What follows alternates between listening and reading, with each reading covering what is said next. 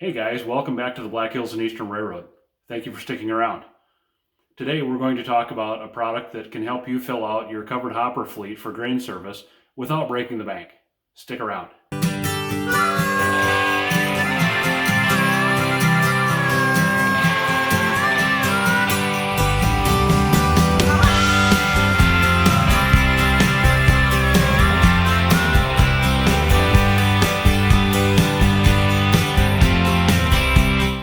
There have been some amazing releases in the last 10 years or so in HO scale grain cars. And they, like I say, they are amazing. They're very well detailed. The artwork on them is amazing. Some of them have rotating bearing caps, nice trucks, nice couplers, metal wheels, and in some cases very, very fine detailed end cages. But they're also $50, $60, $70 a pop at MSRP. And if you're going to build a grain train with 20 or 25 of those, your wallet's going to squeal a little bit. So I've got a product for you, the Accurail ACF covered hopper. Maybe the solution for you if you want something to operate with, if you're an operator at home, or if you want something to run on the club layout. So that brings us into the bench here. We're taking a look at Accurail's new release, or a new-ish release from Accurail, which I just picked up secondhand. And this is the 8146 Burlington Northern covered hopper set. This is a 3-car set, 3 different numbers, and the what I call, or what a buddy of mine calls, the 1991 scheme from Burlington Northern. BN had several different iterations of their scheme that they went through. The oldest one, probably the most memorable, what most people know, was with the big nothing or big BN logo on the right side of the car as you're facing it. But this is a later scheme, probably appeared in about 1989 or so, 91, something like that. About the time that the Burlington Northern's whiteface locomotive scheme started showing up, with the big Burlington Northern logo on the nose and the white face on the front of the cab. We're going to take a look at, first of all, the weight of this car.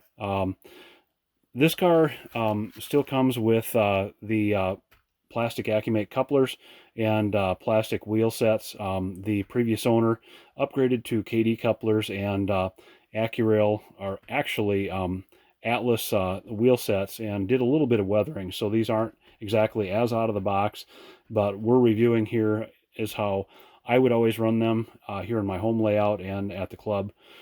So this is what we're taking a look at. NMRA recommended practice for HO scale cars is 1 ounce plus a half ounce of each inch of car length. I measured previously, and this car is about 8 inches long, and we're getting right at 5 ounces for this car. So considering the metal wheels and metal couplers and the weight that's inside, this is perfect. I would not change anything about this. It's a nice free rolling car, and then we're up to the test track here where I have my NMRA coupler height gauges, and you can see that the car's couplers closely match the height gauges on both ends. I mentioned earlier that these are KD couplers that he put on there. They're going to closely match the Accumate couplers that come with the car. That Accumate coupler is that split knuckle style coupler. And typically anything that's plastic, I, as just a matter of practice, like to see replaced with a KD metal body and knuckle coupler, just because they're so much more reliable than anything else. And the other thing I did happen to note here, because I know I'll hear about this in the comments, is I see that the outside hopper bottoms, the gate assemblies are mounted backwards on the outside. I'm not sure which way the metal one is supposed to be, whether it's supposed to be towards the B end or the A end of the car, but that I did happen to notice that. Taking a close-up shot of this car and taking a look at the pad printing, and it does look like they did a really nice job here. The printing is, the color separation is nice and sharp. There's no fuzziness around the single color that was printed here.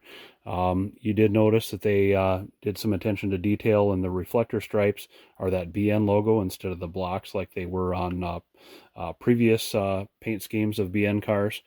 And it looks like there's a little bit of dust on there.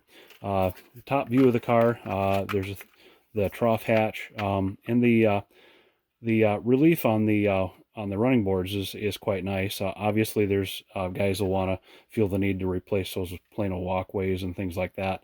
That's fine, and that certainly can be your option. One of the things I have done in the past on some of these cars, even on the Athearn cars and Roundhouse cars, I've painted different colors on these hopper tops because these hatch doors.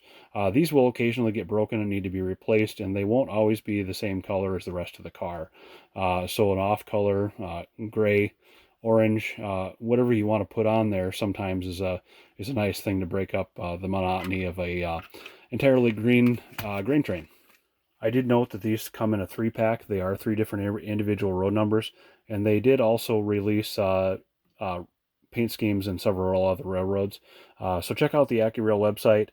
These are still for sale quite commonly around the internet. I checked here a couple of days ago, and these are approximately street value on this is about $45 to $55 or so is what you're going to pay for these, plus shipping, plus the obviously the aftermarket KD couplers and metal wheels. You're probably going to be into this set for probably around $70, maybe $75.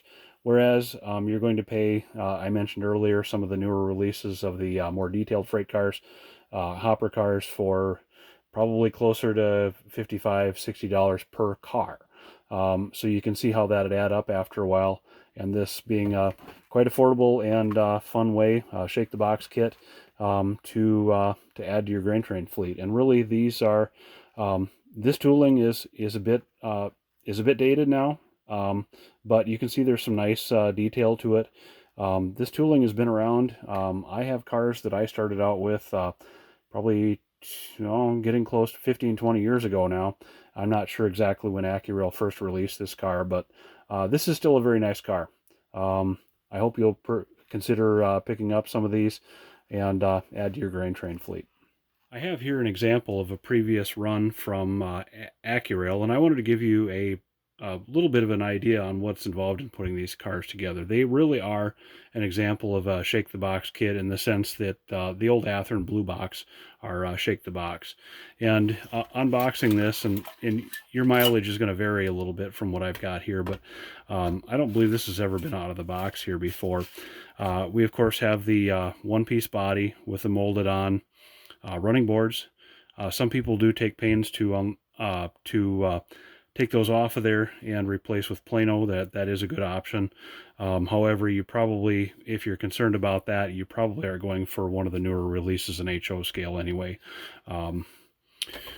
So that's the main body. The bottom, you're of course fixing trucks and couplers and end gates to these. And then of course your slope sheets and bracing for the ends, trucks, and the plastic wheel sets that I mentioned earlier. This particular model comes with the dummy couplers and plugs or kingpins for the trucks. Typically what I'll do is drill those out for a 256 drill. I have a drill and tap that I use. Probably just don't need the drill, just use the tap, run that through, and then replace that with a 256 screw. And then you've got your draft gear items here, and the Accumate split knuckle couplers that I mentioned earlier. I don't typically use these, and I do save the dummy couplers for other uses because those do come in handy. Even though they're incompatible with KD couplers, they do come in handy for if you're running a long block of cars together where you don't need uncoupling.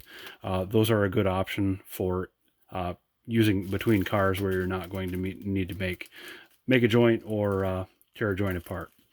So again, there's some brake rigging. The brake reservoir is over there, and a weight underneath the paperwork here. So just to give you an idea what's involved in putting one of those together, it's really a shake the box type affair, unless you're doing some serious weathering and things like that, which I do recommend, of course, and also the upgrade of the wheel sets and the couplers. So if you've never done one of these before, I think you'll be pleasantly surprised that you get a pretty nice model for very little investment, money-wise and time-wise. We'll go out to the layout now and see these run.